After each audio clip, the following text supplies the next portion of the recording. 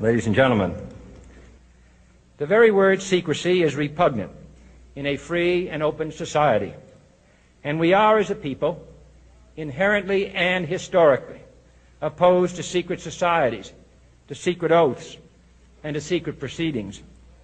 We decided long ago that the dangers of excessive and unwarranted concealment of pertinent facts far outweighed the dangers which are cited to justify it. Even today, there is little value in opposing the threat of a closed society by imitating its arbitrary restrictions. Even today, there is little value in ensuring the survival of our nation if our traditions do not survive with it. And there is very grave danger that an announced need for increased security will be seized upon by those anxious to expand its meaning to the very limits of official censorship and concealment. That I do not intend to permit to the extent that it's in my control. And no official of my administration, whether his rank is high or low, civilian or military, should interpret my words here tonight as an excuse to censor the news, to stifle dissent, to cover up our mistakes, or to withhold from the press and the public the facts they deserve to know.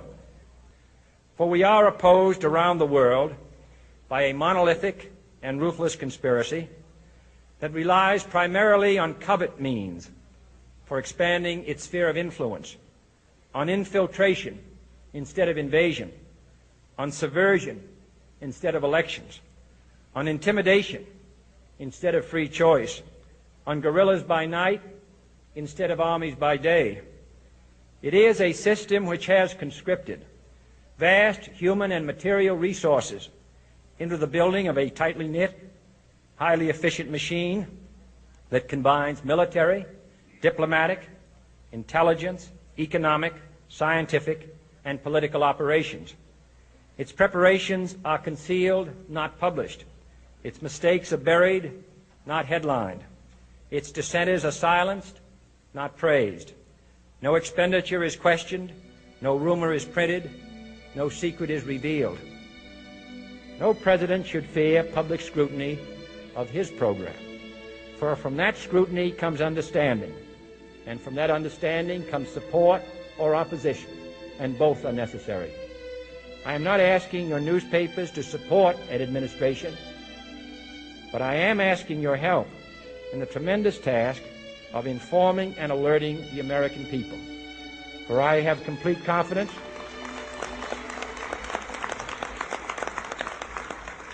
in the response and dedication of our citizens whenever they are fully informed. I not only could not stifle controversy among your readers, I welcome it. This administration intends to be candid about its errors.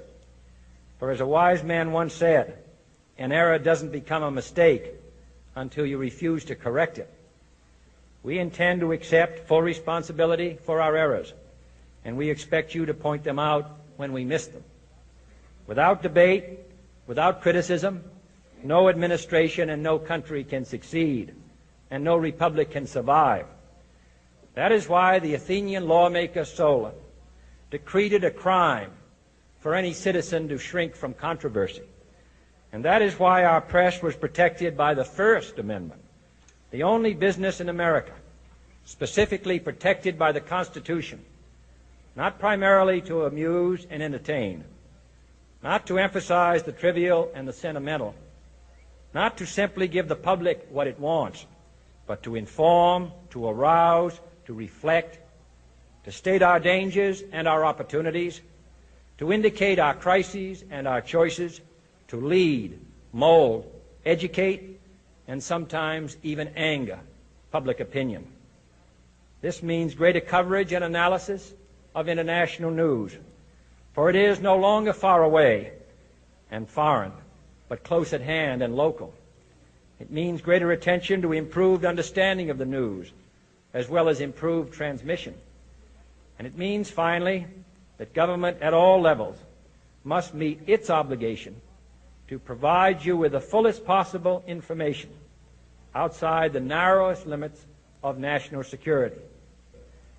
And so it is to the printing press, to the recorder of man's deeds, the keeper of his conscience, the courier of his news, that we look for strength and assistance, confident that with your help, man will be what he was born to be, free and independent.